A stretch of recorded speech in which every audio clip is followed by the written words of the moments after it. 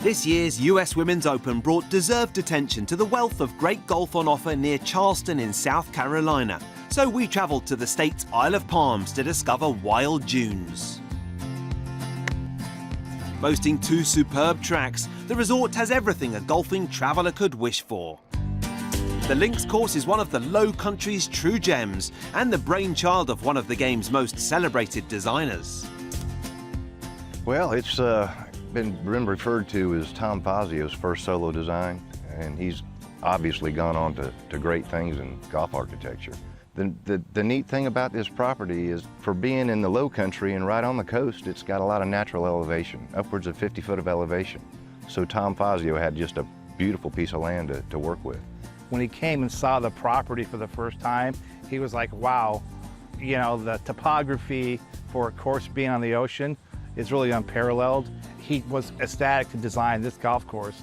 When he built this, he kind of created his style, you know, and that's changed over the years too. Golf architecture in general has changed a lot, you know. The golf course was originally built with some pretty small greens and pretty tight features. You know, it's a real challenging golf course. We renovated it 4 years ago in 2015 and did expand the green complexes a little bit, but still kept the integrity of what he designed it, you know, the way he designed it with small greens.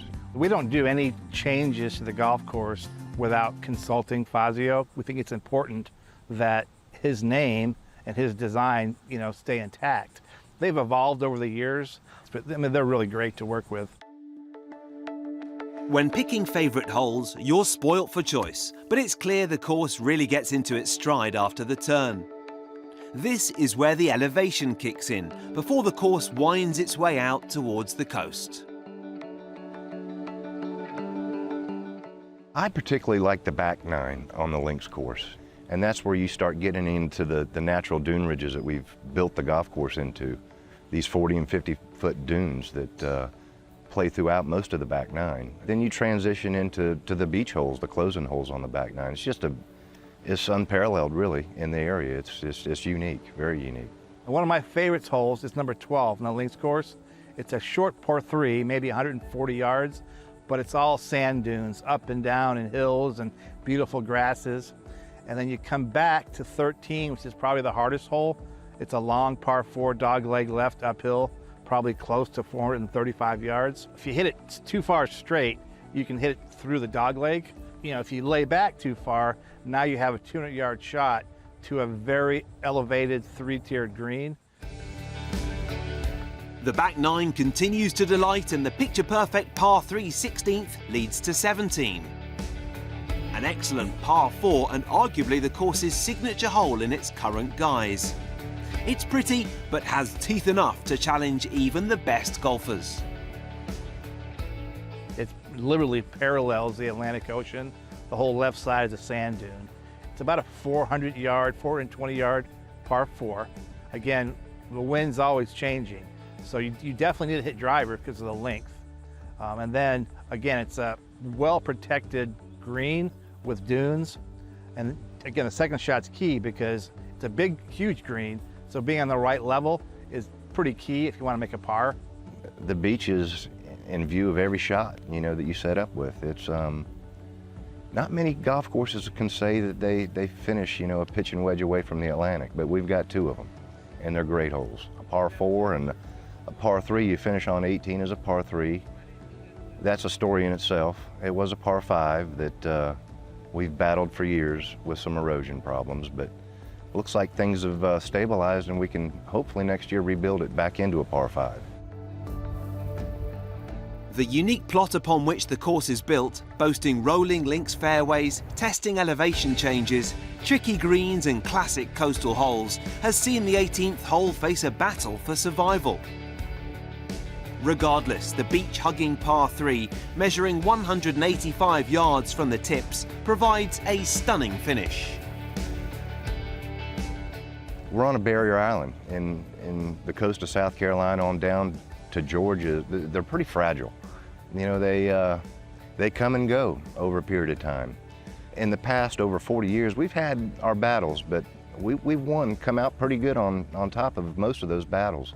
We fought it pretty hard for about 4 or 5 years and then ultimately lost the battle and thought we were through it and rebuilt the hole again. Great hole, only to lose it again. Well, the biggest thing on the docket right now is to rebuild the par 5 18th hole. Again, we've lost it twice due to erosion.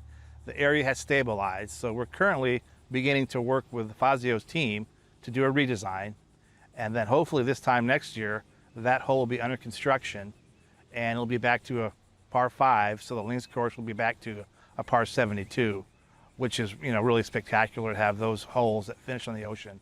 From my standpoint, from Fazio's standpoint, from our ownership, that's a top priority. Given the fun and beauty on offer, it's easy to go into raptures about the links course, but Wild Dunes boasts another top track. The harbour course measures just shy of 6,400 yards from the back tees and features some of the resort's best holes. It's on a different piece of property. It's relatively flat over at the harbor. Unlike this golf course where it finishes on the Atlantic Ocean, truly has what we call 3 golf holes that finish right on the ocean. The harbor finishes a little bit differently, more inland, but it crosses a lot of the marshes and creeks and has 3 holes that border the intercoastal waterway, and it's kind of unique in its own way, but it's a fun golf course. Well, probably one of my favorites on the harbor is number 13. It's a par 3, and it's pretty much all carry. On the right side, it's kind of framed by 1,000-year-old live oak trees. And the next one would be the par 4 17th. It's a long par 4, and I tell most golfers, don't be sad with a 5 on that hole. Your tee shot, you hit over the intercoastal waterway to a pretty narrow landing area, and the hard part of this 17th hole is the second shot.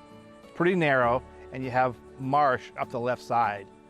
We have a lot of groups that come, and they might stay 2 or 3 days, and they'll play, you know, either the links course once, harbor course once, and then decide, oh, I want to play the harbor again, or I want to play the links again.